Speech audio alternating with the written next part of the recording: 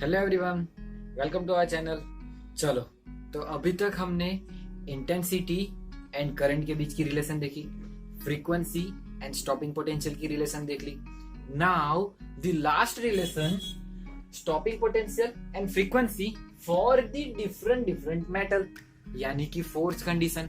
मैंने क्या बताया था, हम चार चीजें चेंज कर सकते हैं, intensity, frequency, potential and the fourth one is metal of the emitter. हमें पता है ना, हमारे पास तो ये कैथोड प्लेट है, कैथोड प्लेट, ये हमारी एनोड प्लेट है, यानी कि ये मेरी एमीटर वाली प्लेट है। अगर मैं एमीटर वाली प्लेट की जगह पे डिफरेंट मटेरियल यूज करूं, यानी कि प्लेट को चेंज करता रहूं, देन स्टॉपिंग पोटेंशियल और फ्रीक्वेंसी के बीच में क्या होगा वो हमें फाइंड करना है। वैसे हमें रिलेशन पता है इन दोनों के बीच की, हमने फाइंड किया था लास्ट लेक्चर में। आप लास्ट वीडियो में देखना, हमने ये फाइंड किया था कि फ्रीक्वेंसी या फिर stopping potential is proportional to frequency, यानी कि जैसे जैसे फ्रीक्वेंसी इंक्रीज होगी वैसे वैसे स्टॉपिंग पोटेंशियल इंक्रीज होगा। हमने बीच में एक वर्ड ऐड किया था, क्या पता है?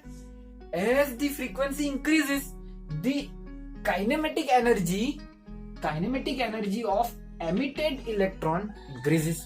जैसे फ्रीक्वेंसी इंक्रीज होती है, इनकी एनर्जी इंक्रीज होती है। As the kinematic energy increase, we have to increase our stopping potential to stop the more energetic electron to reach out at anode. हमने ये देखा था, हमने ये फ्रीक्वेंसी की ये फॉर्मूला भी देखी थी, के maximum is equal to EV0।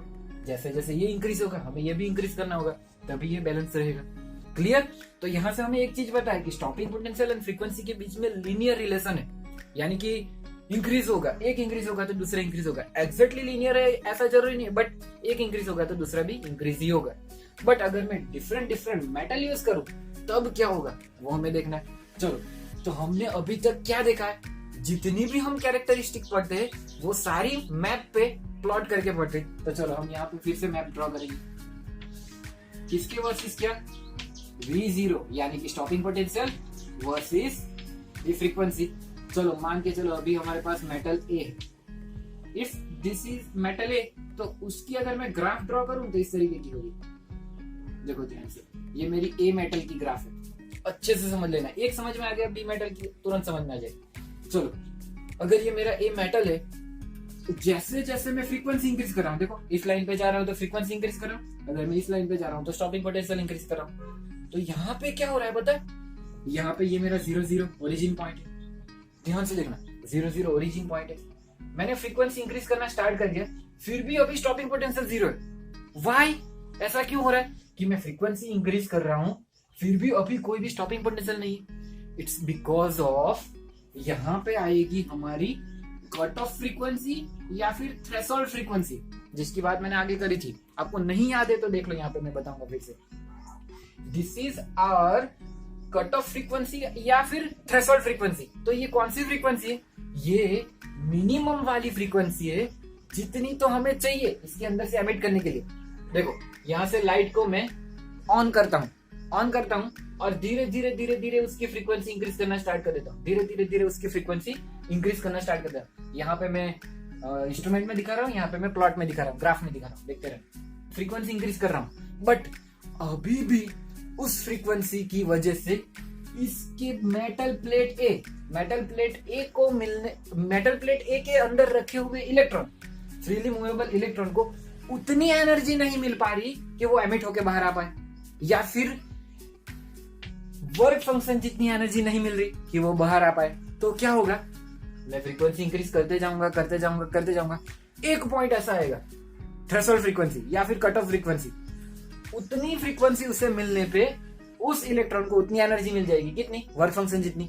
अब वो बाहर आना स्टार्ट हो जाएगा, और जब तक इलेक्ट्रॉन बाहर ही नहीं आएंगे तब तक यहाँ पे स्टॉप करने के लिए स्टॉपिंग पोटेंशियल कहाँ से मैं अप्लाई करूंगा?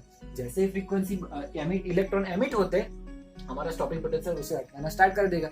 यानी कि एमिट होने से पहले तो हमें स्टॉपिंग पोटेंशियल की जरूरत है ही नहीं।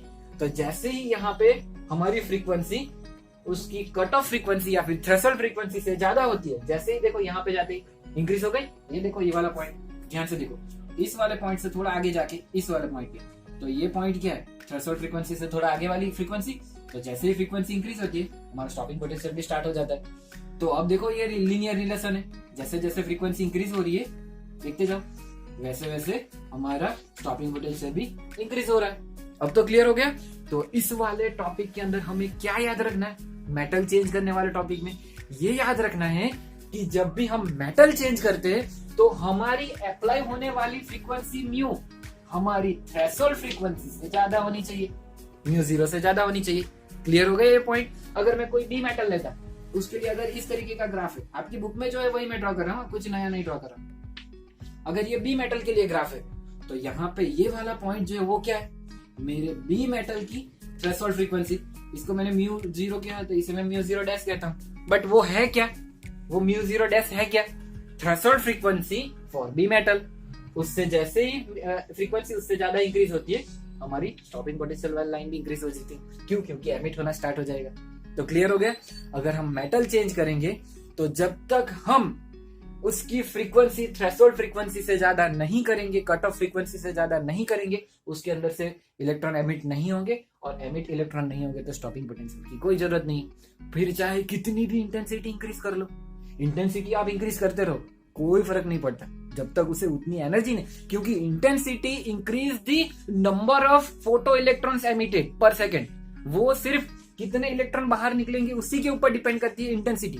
उसके बाहर निकलने के लिए जो उसे एनर्जी चाहिए या फिर बाहर निकलने के बाद उसके पास कितनी एनर्जी होगी, वो सारी चीजें डिपेंड करती है उसकी फ्रीक्वेंसी के ऊपर। क्लियर हो रहा है ना? अब तो बेसिक क्लियर हो गया। तो ये था, यहाँ पे भी ये फ्रीक्वेंसी की अगर मैं बात करूं तो यहाँ पे जो ये फ्रीक्वेंसी है वो मेरी बी की थ्रेशोल्ड फ्रीक्वेंसी से ज्यादा होगी। क्लियर हो रहा है? तो ये जो मैप था वो हमारा फोर्थ मैप है जिसमें हम डिफरेंट मेटल यूज कर रहे हैं। क्लियर हो रहा है? चलो अब बात करते हैं पूरे एक रिवीजन की। एक रिवीजन से पहले एक छोटी सी बात और है कि साइंटिस्ट ने एक्सपेरिमेंट करे ना तो उन्हें क्या पता चला पता है? उन्हें क्या पता चला पता है? जैसे ही मैं अपनी थ्रेशोल्ड फ्रीक्वेंसी को क्रॉस करता हूं, जैसे ही मेरी फ्रीक्वेंसी थ्रेशोल्ड फ्रीक्वेंसी से ज्यादा होती है, ये वाली प्रोसेस, कौन सी वाली प्रोसेस? इलेक्ट्रॉन एमिट होना, इस प्लेट पे रीच करना, करंट फ्लो होना, ये वाली प्रोसेस बहुत ही इंस्टेंटेनियस टाइम में हो जाती है। इंस्टेंटेनियसली, तुरंत ही, एकदम स्पीडीली हो जाती है। कुछ समझ में आ रहा है? जैसे ही मैं स्विच ऑन करता हूं, अगर मेरी फ्रीक्वेंसी थ्रेशोल्ड फ्रीक्वेंसी से ज्यादा है तो आप एक ब्लिंक भी करो उससे पहले ये प्रोसेस हो जाएगी, एमिट होना, अट्रैक्ट करना, करंट फ्लो होना। क्लियर हो रहा है? वो इतनी स्पीड से हो रही है। अभी उसकी टाइम की वैल्यू भी पता चल गई है, वो है 10⁻⁹ सेकेंड। जब रिसर्च हुई थी तब नहीं पता थी, बट अभी के लिए उसकी टाइम की अप्रोक्सीमेट वैल्यू भी पता चल गई कि वो वैल्यू है, ध्यान से सुनना मेरी बात, कि जैसे ही ये स्विच ऑन करोगे, ये प्रोसेस ऑन करोगे, ये प्रोसेस 10⁻⁹ सेकेंड, यानी कि एक सेकेंड का भी कितना गुना भाग आप करके देखो, कितना ज्यादा भाग होता है, 9 टाइम्स। 10⁻⁹ टाइम मतलब 1 डिवाइड बाई 1 के नीचे 90, इतने से डिवाइड करोगे तब जो सेकंड मिलेगी उतनी सेकंड के अंदर ये प्रोसेस हो जाती है। क्लियर हो रहा है? तो यहाँ पे एक और चीज पता चल गई कि ये वाली प्रोसेस, कौन सी वाली प्रोसेस? फोटो इलेक्ट्रिक इफेक्ट से करंट मिलने वाली प्रोसेस बहुत ही इंस्टेंटेनियस टाइम के अंदर तुरंत ही हो जाती है, बहुत स्पीडीली होती है। क्लियर हो रहा है? तो अब मैं रिवीजन करवा रहा हूँ। ये जो हमारा कैरेक्टरिस्टिक वाला वीडियो है, ये 3 वीडियो में खत्म हो रहा है, थोड़ा सा ये छोटा सा प्रोसेस। तो उसके अंदर हमने क्या क्या देखा उसकी बात करते हैं। मैं एक शॉर्टकट में खत्म करूंगा, ध्यान से देखना, मैं बहुत ही शॉर्टकट में इसे समझाने वाला हूँ, इरेज करने वाला हूँ, इसको निकालो स्क्रीनशॉट। चलो अब थोड़ा रिलैक्स हो जाओ। अभी मैं बहुत सीरियस होके ये 3 वीडियो से पढ़ा रहा हूँ, बिकॉज क्योंकि ये बहुत ज्यादा आईएमपी था, बहुत ज्यादा इंपॉर्टेंस रखता है फोटो इलेक्ट्रिक इफेक्ट समझने के लिए, इलेक्ट्रॉन की बात समझने के लिए, जो भी फोटो इलेक्ट्रिक इफेक्ट से करंट मिल रहा है उसे समझने के लिए। Photo electric effect solar panel में भी यूज होती है, तब फिर से हम डिस्कस करेंगे। चलो तो अब थोड़ा रिलैक्स होके स्माइल के साथ हम पढ़ेंगे। तो सबसे पहले हमने क्या देखा था? इंटेंसिटी इज प्रोपोर्शनल टू, या फिर इंटेंसिटी चेंज करोगे तो नंबर ऑफ फोटो इलेक्ट्रॉन्स के काउंट में चेंज होगा। अगर मैं इंटेंसिटी इंक्रीज करूंगा तो ये इंक्रीज होगा, अगर मैं डिक्रीज करूंगा ये डिक्रीज होगा। And as the number of photo electrons emitted में चेंज होगा, वैसे ही फोटो करंट की वैल्यू चेंज हो जाएगी। क्लियर हो गया? ये हमने पहली रिलेशन देखी थी, इंटेंसिटी इंक्रीज करो number of photo electrons emitted पर सेकंड इंक्रीज होगा तो फोटो करंट इंक्रीज होगा, डिक्रीज करो तो पूरा डिक्रीज हो जाएगा। एंड सेम वे में सेकंड रिलेशन, यानी कि मैं अगर एग्जाम में एक ऐसा क्वेश्चन हो गया saturation current is proportional to या फिर डिपेंड अपॉन, तो सैचुरेशन करंट, फोटो करंट के अंदर ही एक पॉइंट है सैचुरेशन करंट, वो डिपेंड किसके ऊपर करता है, इंटेंसिटी के ऊपर, ना कि फ्रीक्वेंसी के ऊपर, ना ही पोटेंशियल के ऊपर, यहां से समझ लेना। देन फ्रीक्वेंसी की बात करें, frequency, if I change the frequency of incident ray then kinematic energy में चेंज आएगा। अगर काइनेमेटिक एनर्जी इंक्रीज या डिक्रीज हो रही है तो उसे स्टॉप करने के लिए जो चाहिए स्टॉपिंग पोटेंशियल, स्टॉपिंग पोटेंशियल में चेंज आएगा। बस यही है अभी तक जो हमने 2 वीडियो में देखा था ना, आगे ये सिर्फ ये 2 लाइन में समझ में आ जाता है, क्लियर कर हो रहा है स्टॉपिंग पोटेंशियल क्या। एंड आज एक और चीज देखी हमने, देखो मेटल चेंज करोगे तो वो होगा, वो हमने देख लिया, वो एडिशनल बात है। बट थर्ड मेन थिंग जो आज हमने मेन थिंग देखी वो क्या है पता है, this process is very speedy. ये प्रोसेस बहुत ही स्पीड में होती है, इंस्टेंटेनियसली होती है। उसका टाइम पीरियड 10⁻⁹ सेकेंड जितना है, याद रखो ये वाली चीज, क्लियर हो रहा है। अब इसके आसपास की थोड़ी चीजें जो हमने देखी थी, यहाँ पे आज हमने एक दूसरी चीज के बारे में देखा, थ्रेशोल्ड फ्रीक्वेंसी।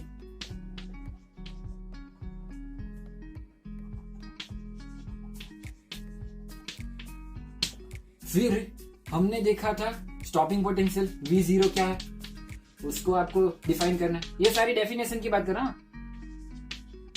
फिर हमने सैचुरेटेड करंट के बारे में देखा था, सैचुरेटेड करंट के बारे में क्या बताया था, मैक्सिमम करंट जब एमिट होने वाले सारे इलेक्ट्रॉन कलेक्टर प्लेट पे आ जाते तब मिलने वाले करंट को सैचुरेटेड करंट कहते। फिर और कुछ देखा था हमने, एक equation K maximum is equal to EV0।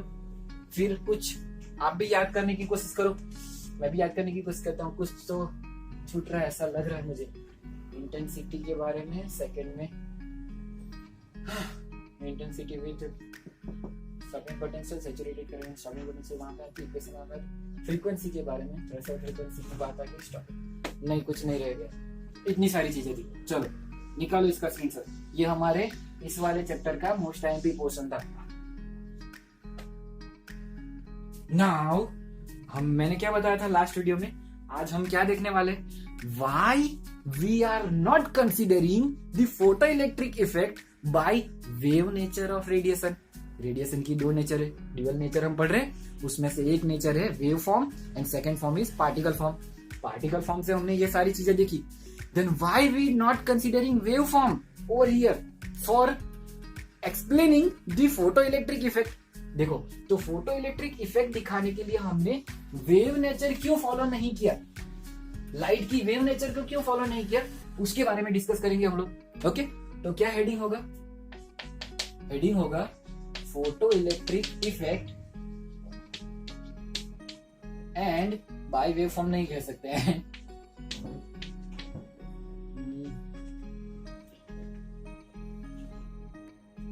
Wave form लिखूं या फिर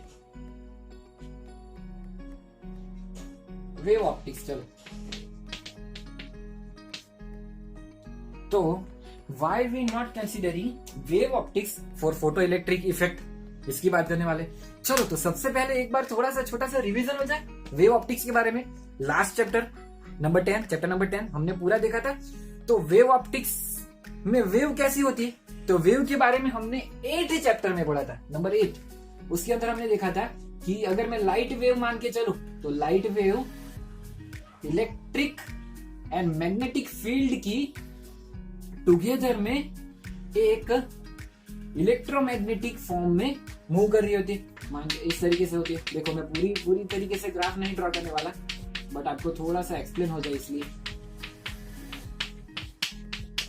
इस तरीके से होता है, दोनों एक दूसरे के परपेंडिकुलर में होते। मान के चलो अगर ये इलेक्ट्रिक फील्ड है तो ये मैग्नेटिक फील्ड है, दोनों की टुगेदर में एक हॉरिजॉन्टल में ऐसे मूव करिए तो एक वर्टिकल में। ये हमने देखा था वेव फॉर्म के अंदर। वेव फॉर्म के अंदर हमने क्या देखा था फिर कि वो क्या डिफाइन करता है कि जिस वाले भी मीडियम में से वो पास होती है, मान के चलो अभी इस स्पेस में से वो पास हो रही है वेव, इलेक्ट्रोमैग्नेटिक वेव, तो वो उस वाले मीडियम को एनर्जी प्रोवाइड करेगी, यानी कि मैग्नेटाइजेशन या फिर इलेक्ट्रिक पोलराइजेशन प्रोवाइड करेगी। अगर यहाँ से पास हो रही है तो उसकी जितनी एम्पलीट्यूड है उतने एरिया के अंदर वो अपनी एनर्जी प्रोवाइड करती हुई आगे जाएगी। यानी कि अगर इस वाले स्पेस के अंदर कोई ऐसा ऑब्जेक्ट आ जाए जो इलेक्ट्रोमैग्नेटिक वेव को रिसीव कर सकता है तो वो अपनी सारी एनर्जी उसे दे देगी। यही होता है ना, रिसीवर में सारी एनर्जी रिसीव हो जाती है, फिर जैसा signal, audio signal, video signal, वो हमें सब सुनाई देता है। तो ध्यान से देखो, इस तरीके की इलेक्ट्रोमैग्नेटिक वेव होती है। फिर वेव से हम कौन सी घटनाएं जो है जो एक्सप्लेन कर सकते हैं, तो हमने देखा था इंटरफेरेंस पैटर्न देख सकते हो आप लोग, फिर डिफ्रैक्शन पैटर्न देख सकते हो, फिर पोलराइजेशन देख सकते हो, या फिर रिजोल्यूशन पावर देख सकते हो। वेव फॉर्म से हमने सारी चीजें देखी थी। लास्ट चैप्टर याद करो, interference, diffraction, resolution of optical instrument जो होते हैं उसकी रिजोल्यूशन पावर भी हम वेव फॉर्म से डिफाइन कर सकते हैं। फिर हमने पोलराइजेशन देखा था लास्ट में। तो ये सारी चीजें हमने वेव ऑप्टिक्स में देखी थी। वो हम रे ऑप्टिक्स में जो नहीं देख पाते थे ना, वो वेव से कर पा रहे थे। अब यहाँ पे जो वेव से नहीं हो पा रहा है ना, वो पार्टिकल नेचर से हो रहा है। तो फिर हमें ये डिफाइन करना है। देखो, एक चीज तो क्लियर है कि अगर हम वेव फॉर्म से ही, ध्यान से सुनना मेरी बात, अगर हम वेव फॉर्म से ही फोटो इलेक्ट्रिक इफेक्ट एक्सप्लेन कर सकते, अगर हम लाइट को वेव कंसीडर करें और उसी से हम फोटो इलेक्ट्रिक इफेक्ट को कंसीडर कर सकते या फिर एक्सप्लेन कर सकते, उसके सारे रिजल्ट को अच्छे से एक्सप्लेन कर पाते, तो फिर ये वाला टॉपिक वहां पे आगे होता, यहाँ पे नहीं होता। तो यहाँ पे पहले तो एक चीज क्लियर है कि वेव फॉर्म से आप फोटो इलेक्ट्रिक इफेक्ट को नहीं अप्लाई कर सकते। देखो, फोटो इलेक्ट्रिक इफेक्ट पे मैं हर बार यहाँ पे आपको बता रहा हूँ, क्यों? क्योंकि ये सारे जो रिजल्ट है ना, ये सारे रिजल्ट वो एक्सपेरिमेंट करके मिले हैं और वहां पे हमने लाइट को पार्टिकल फॉर्म में कंसीडर किया था।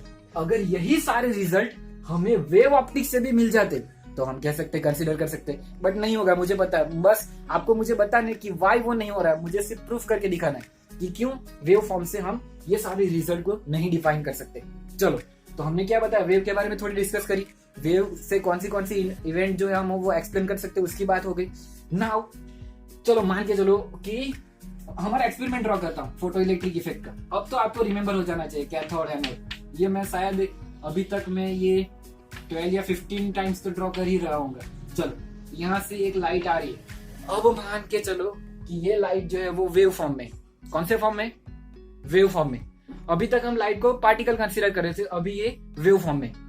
अगर ये वेव फॉर्म में है तो चलो मान के चलो पहली कंडीशन चेक करते, इंटेंसिटी इंक्रीज करते। मान के चलो कि यहाँ से जो वेव आ रही है ना, उसकी इंटेंसिटी आई से डिनोट करता, हम आई को इंक्रीज कर रहे, इंटेंसिटी इंक्रीज कर रहे। अटेंशन है ना यहाँ पे, पूरा रिलैक्स होके पढ़ो, कोई भी सीरियस होने की जरूरत नहीं, बट फोकस यहाँ पे रखो। ओके, चलो, तो now let's increase the intensity of this light, but we are considering this light as a wave form. Okay, तो इंटेंसिटी इंक्रीज होगी तो वेव फॉर्म के according if we increase the intensity तो क्या इंक्रीज होगा wave form के according? किसी को पता है इंटेंसिटी की रिलेशन क्या है वेव फॉर्म में?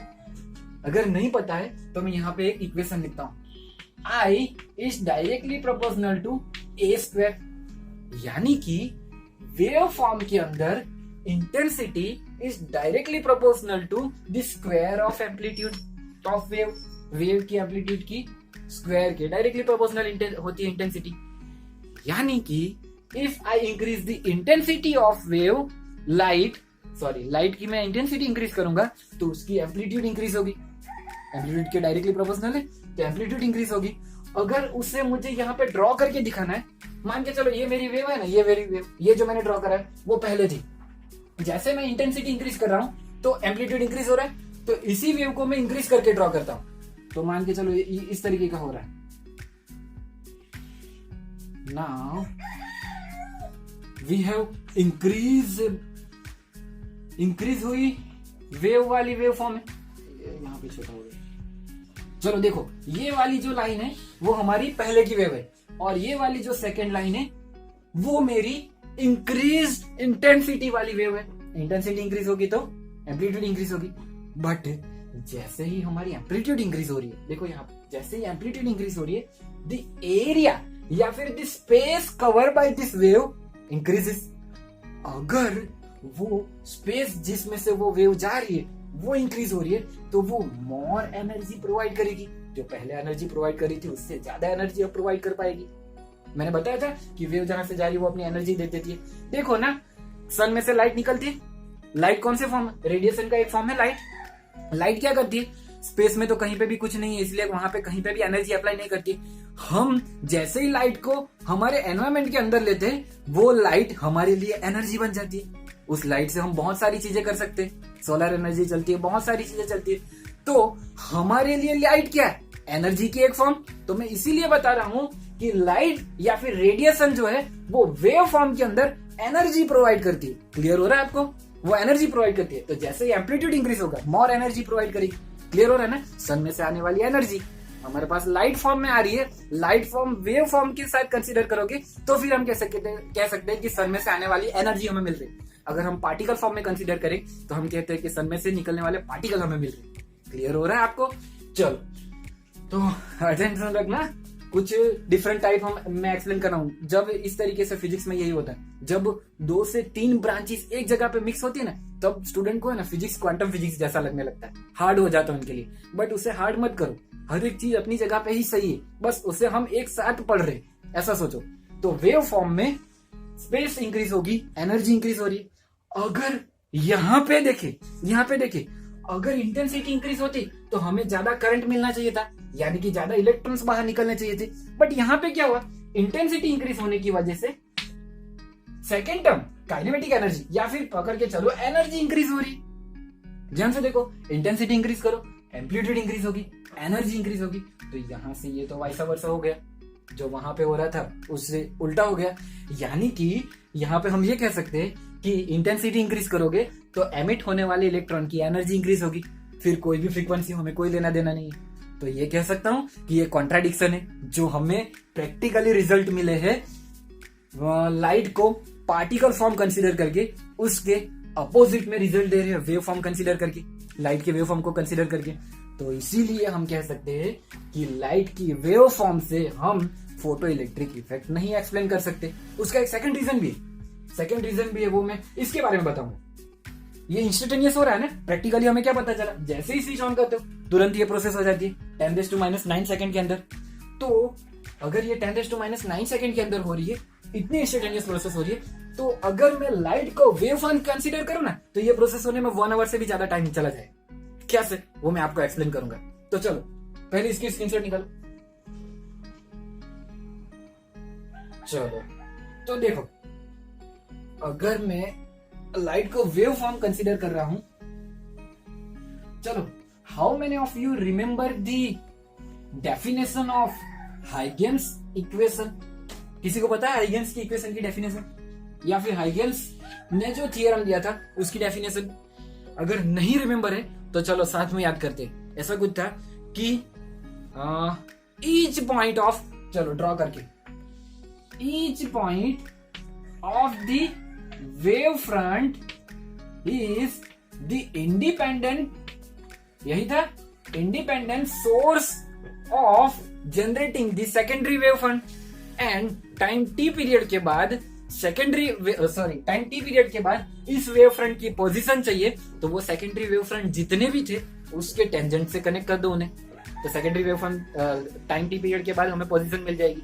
अगर ये डेफिनेशन में नहीं समझ में आया तो यहाँ पे देखो, ये हर एक पॉइंट जो है वो इंडिविजुअल, ये वाली टर्मिनोलॉजी समझने वाला नहीं हो रहा है, हर एक पॉइंट जो है वो individually secondary wave form generate करने के लिए काबिल है। तो चलो मैं ड्रॉ करता हूं। मान के चलो इस तरीके के wave front T time period में यहां तक वेव फ्रंट जनरेट हो रही, इस वाले हर एक पॉइंट के अंदर से टी जितने टाइम पीरियड के अंदर इस वाली साइज के वेव फ्रंट निकल रहे, क्योंकि हाइगेन्स ने बताया था कि हर एक पॉइंट इंडिविजुअली इंडिपेंडेंट है सेकेंडरी वेव फ्रंट जनरेट करने के लिए।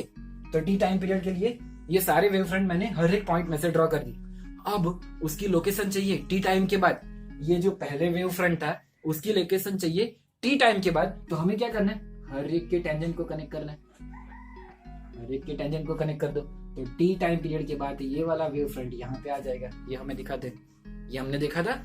चलो मान के चलो कि यहाँ से जो लाइट आ रही है वो वेव ऑप्टिक्स के रूप में यानी कि वेव फॉर्म में आ रही है। तो अगर वो वेव फॉर्म में आ रही है, देखो यहाँ पे मैं एक सेपरेट फिगर ड्रॉ करता हूँ। ये मेरी मेटल है, ये जो कैथोड प्लेट पे रखी हो ना, ये मेरी मेटल है। मान के चलो कि ये मेरी वेव जो है, यहाँ पे जो मेरी प्लेट के ऊपर फ्रीली मूवेबल इलेक्ट्रॉन है उसको मिलने वाली है, जिसकी वजह से इलेक्ट्रॉन एमिट होगी।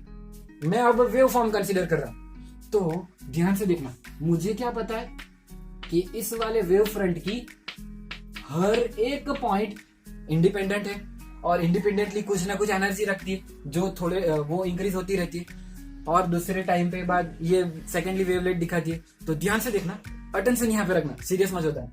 क्या करने वाला हूँ, ये जो मेरी वेवलेट है ना, ये मेरी वेवलेट, अब यहाँ पे इस वाली प्लेट पे, ये मेरी कौन सी प्लेट है, एमीटर प्लेट, इसके अंदर के हर एक इलेक्ट्रॉन, चलो मान के चलो यहाँ पे मेरे पास हर एक जगह पे फ्रीली मूवेबल इलेक्ट्रॉन है, उससे एनर्जी मिलने वाली है। तो यहाँ पे क्या होगा पता है, इस वेवलेट की सारी एनर्जी हर एक इलेक्ट्रॉन को मिल गई।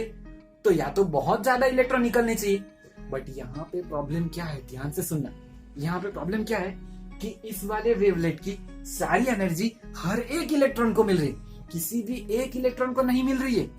हर एक इलेक्ट्रॉन को थोड़ी थोड़ी, मैंने क्या बताया, हर एक इंडिपेंडेंट है, इंडिपेंडेंटली कुछ ना कुछ सेकेंडरी वेव फ्रंट जनरेट करने जितनी एनर्जी रखती है। तो हर एक पॉइंट अपनी एनर्जी उसके पास वाले फ्रीली मूवेबल इलेक्ट्रॉन को दे देगा। क्लियर हो रहा है? तो उसके पास वाले अगर फ्रीली मूवेबल इलेक्ट्रॉन को सारी एनर्जी वो दे रहा है, तो इससे क्या हो रहा है, इस वेवलेट की सारी एनर्जी इलेक्ट्रॉन को मिल रही है, बट किसी भी एक इलेक्ट्रॉन को नहीं मिल रही, सारी एनर्जी हर एक इंडिपेंडेंट इलेक्ट्रॉन को मिल रही है। तो यानी कि ये जो मेरा इलेक्ट्रॉन है या फिर ये मेरे सारे जो इलेक्ट्रॉन है, उन सबको थोड़ी थोड़ी एनर्जी मिल रही है। तो जब तक उन्हें वर्क फंक्शन जितनी एनर्जी नहीं मिल जाती, तब तक तो वो एमिट होकर बाहर आ ही नहीं सकते। तो इस तरीके का एक wave, second wave, third wave, fourth wave, इस तरीके के एन नंबर ऑफ वेव्स जाएंगे, तब जाके हर एक इलेक्ट्रॉन के पास वर्क फंक्शन जितनी एनर्जी होगी, तब जाके वो एमिट होके बाहर निकलेंगे। तो यहाँ पे हम ये कह सकते हैं कि जब मैं लाइट को वेव फॉर्म कंसीडर करूं, तब हर एक इलेक्ट्रॉन को, ध्यान से सुनना, हर एक इलेक्ट्रॉन को वर्क फंक्शन जितनी एनर्जी मिलने में आवर या फिर उससे भी ज्यादा टाइम चला जाएगा। तो ये इवेंट होने के लिए वेव फॉर्म कंसीडर करके तो बहुत सारा टाइम जाएगा। इस वजह से, ध्यान से सुनना, इस वजह से ये प्रोसेस वेव फॉर्म से तो बहुत टाइम के बाद होनी चाहिए, बट प्रैक्टिकली हमें पता चला कि ये इंस्टेंटेनियस हो रही है, बहुत ही स्पीडीली हो रही है। क्लियर हो रहा है? इस वजह से हम लाइट को वेव फॉर्म नहीं कंसीडर कर सकते। ये मेरा सेकंड रीजन है। अब तो क्लियर हो गया ना आपको सारी चीजें? चलो, तो यहाँ पे हम इस वाले लेक्चर को खत्म करते। मेनली आज का यही टॉपिक था, बट वो रह गया था, ये इंस्टेंटेनियस वाला। और मेटल चेंज करते हैं तो कैसे थ्रेशोल्ड फ्रीक्वेंसी तक हम नहीं रीच करते, तब तक कोई भी इलेक्ट्रॉन एमिट नहीं होता। वो दो चीजें रह गई थी, तो वो कैरेक्टरिस्टिक मैंने समझाई, फिर उसका रिवीजन हुआ, और उसी रिवीजन के अंदर हमने वेव फॉर्म क्यों नहीं कंसीडर कर सकते उसे भी देख लिया। चलो तो बाय बाय, नेक्स्ट वीडियो में फिर से मिलते हैं। फिर से एक आईएमपी थियरी है, आइंस्टाइन वाली थियरी। याद रखो, इस वाले चैप्टर में हर एक चीज आईएमपी है, बट आपके लिए कोई भी चीज हार्ड वन नहीं है, बस डीपली समझना है। एक बार समझ लिया डीपली, लिखना भी आसान है, कैलकुलेशन करना भी आसान है। जो भी मान के चलो, इस वाला चैप्टर ये आपको आगे जाके पता चलेगा, जब हम कैलकुलेशन वाले कैलकुलेशन देखेंगे ना, तब आपको पता चला कि ये चैप्टर आपके 12 का सबसे इजीएस्ट चैप्टर है। बस उसके लिए चाहिए हर एक थियरी को डीप में एक बार अच्छे से क्लियर कर लेना। जब तक वो नहीं होगा, हर एक चीज आपको हार्ड लगेगी। चलो तो फिर से एक बार देख लेना अगर नहीं समझ में आया तो। चलो बाय बाय, नेक्स्ट वीडियो में मिलते हैं।